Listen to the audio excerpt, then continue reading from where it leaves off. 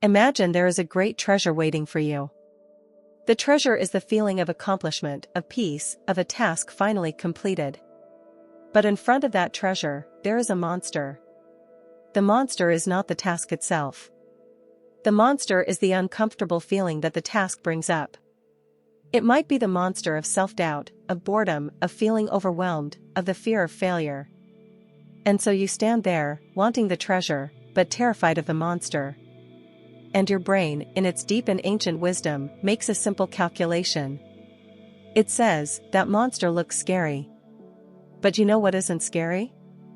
Looking at cat videos on the internet. And so you do. You escape. This is the secret, painful, and deeply misunderstood story of procrastination. It is the universal cycle of knowing you need to do something. Wanting, on some level, to do that thing. But finding yourself doing everything else imaginable. Cleaning your entire house. Organizing your bookshelf by color. Watching one more episode. Until the panic of the deadline becomes a monster even bigger than the original one. And you are forced to fight it in a rush of caffeine-fueled adrenaline. And in the aftermath, you are left with the familiar, toxic hangover of shame. You tell yourself, I'm so lazy. I have no discipline. I'll never change. Today, we are going to burn that story to the ground. Because what you have been calling a character flaw is not a character flaw at all. Procrastination is not a time management problem. It is an emotional regulation problem. You are not avoiding the task. You are avoiding the uncomfortable feeling that the task generates. And this is not a sign of your weakness.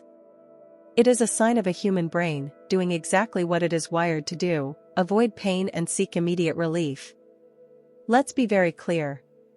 Your brain is not designed for your long-term happiness. It is designed for your short-term survival. And when faced with a choice between doing a difficult task that offers a reward far off in the future, and doing an easy, distracting task that offers a tiny hit of relief right now, your brain's emotional, survival-oriented part, the limbic system, will almost always choose the immediate relief. Doing it later is not a decision you make with your logical mind. It is a feeling-based reaction from your primal brain, trying to protect you from a negative emotion in the present moment. So, the key to understanding your procrastination is to stop focusing on the task you are avoiding. And to start, with great curiosity, to get to know the monster you are running from. What are these feelings, these monsters, that trigger our urge to procrastinate? One of the biggest and most common is the monster of fear of failure. If a task is connected to your sense of self-worth, a big project at work, an artistic endeavor, an important exam, then that task is not just a task. It is a verdict on your value as a person. And that is terrifying. So your brain, in a brilliant act of ego protection, thinks, if I don't start the project, I can't fail at it. If I don't try my best, then if it's not good, I can tell myself I just didn't have enough time. Procrastination becomes a shield to protect your fragile sense of being good enough. Another common monster is its twin brother, perfectionism. This monster whispers, you cannot start this until you know you can do it perfectly. The pressure to create a flawless outcome is so immense, so overwhelming, that the act of starting feels impossible. So you don't. You wait for the perfect moment, the perfect mood, the perfect plan. And that perfect moment never comes. Procrastination is a rebellion against the crushing weight of your own impossible standards. And then there is a secret, and very strange, monster, the fear of success. This sounds counterintuitive, but it is real. What happens if you actually do an amazing job? Well, then people will have higher expectations of you next time. More will be required of you. You will be more visible. Success can feel like a new, heavier, and more stressful burden. So a part of you sabotages the task to keep you safe in the familiar, low-stakes world of not quite reaching your potential. And of course, there is the simple, powerful monster of feeling overwhelmed. The task just feels too big, too vague, too massive. Write my book. Find a new job. Get my life together. A task this large sends your brain into a freeze response. It's a system overload. And the logical response to an overload is to shut down. Procrastination, in this case, is not laziness. It is a form of paralysis. So if the problem is a feeling, not a lack of discipline, how do we heal it? The answer is not to try harder, to use more willpower, or to berate yourself. That is like trying to scare the monster away by yelling at it. It only makes it stronger. The path forward is to learn to manage the emotion, to befriend the monster, which makes the task approachable. The first step is to acknowledge the monster with compassion. The next time you feel the pull of procrastination, pause. Don't immediately reach for your phone. Just notice the feeling in your body.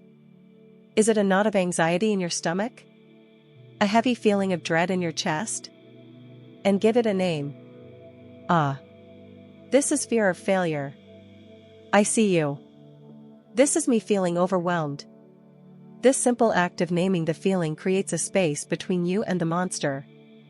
You are not the fear. You are the one noticing the fear. The second step is to make the monster smaller. This is the famous 2-minute rule.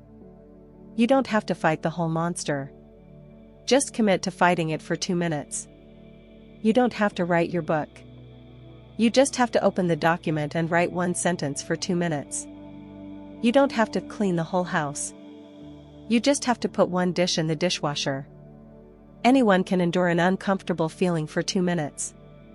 And what often happens is that the hardest part, the part with the biggest monster, is just starting. Once you've started, the momentum can carry you forward. The third step is a crucial one: forgive yourself. A huge part of the procrastination cycle is the shame and guilt from all the times you've procrastinated before. You bring that heavy baggage to the task today.